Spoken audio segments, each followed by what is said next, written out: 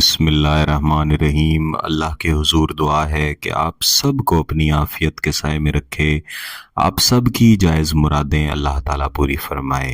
गिलानी साहब YouTube channel की इस वीडियो में महबूब की रूह को आपके प्यार में तड़पाने वाला एक ऐसा नादिर और सख्त वजीफ़ा है जिसे 7 काली मिर्चों पर पढ़ा जाता है।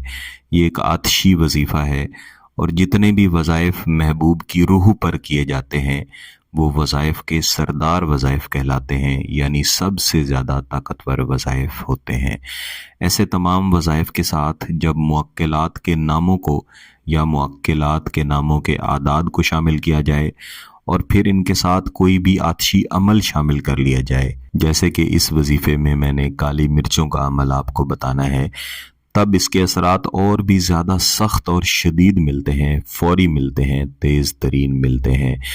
ये वजीफ़ा देने का मकसद उन भाइयों का जवाब देना है, उन बहनों का जवाब देना है जो इंतहाई परेशान हैं, बहुत ही बेहाल हैं और हर वक्त चाहते हैं या चाहती हैं कि उनके महबूब, उनके शौहर, उनके मंगेतर, उनसे प्यार करने वाले जायज़ मकसद के साथ जायज़ रिश्ता पूरा करने के लिए, निभाने के लिए उनके पास वापस लौट आएं और उनकी रूह उनकी मोहब्बत में इस तरह से तड़पे जैसे वो खुद अपने महबूब की याद में, अपने महबूब के प्यार में तड़प रहे हैं, हर वक्त सुलग रहे हैं।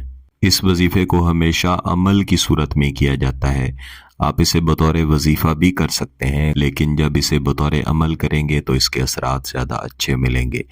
जैसा कि मैंने पहले अर्ज़ किया है कि आपने इसमें 7 अदद काली मिर्चें लेनी है। ये काली मिर्चें साबित होनी चाहिए, इनमें किसी किस्म का कट नहीं लगा होना चाहिए, कहीं से टूटी हुई नहीं होनी चाहिए और सेहतमंद मुकम्मल साइज़ की काली मिर्चें होनी चाहिए। इन 7 अदद काली मिर्चों को आपने अपने सामने रखना है। किसी भी सफ़ेद कागज़ के ऊपर पहले अपने महबूब का 3 मरतबा नाम लिख लें। अगर आपको महबूब की वालदा का नाम मालूम है तो साथ वो भी लिख लें, अगर मालूम नहीं है तो वालदा के नाम के बग़ैर ही महबूब का नाम लिख लें। याद रखिएगा, अमलियात व वज़ाइफ में जब भी नाम इस्तेमाल किए जाते हैं तो हमेशा कोशिश करनी चाहिए कि वो नाम इस्तेमाल किए जाएं जो उमूमी बोले जाते हैं।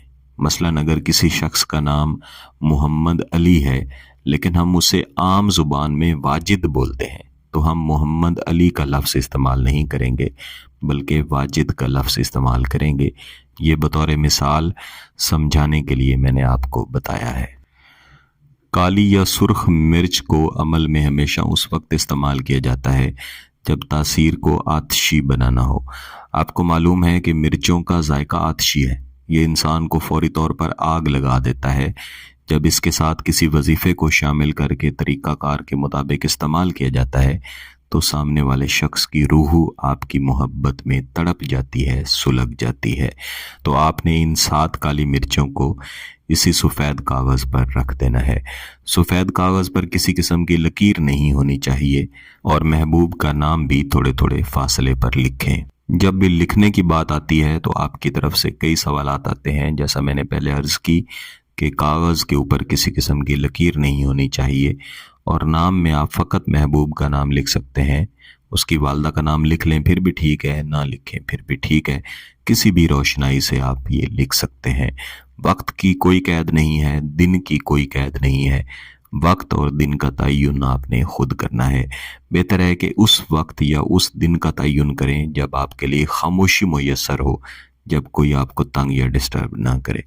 आपने ऐसी खामोश जगह पे बैठ के इनमें से एक काली मिर्च को उठाना है और 10 मरतबा दुरूद शरीफ पढ़ के इस काली मिर्च पे दम करना है। ये अमल करने से पहले आपने अच्छी तरह से महबूब का तसव्वुर बांध लेना है।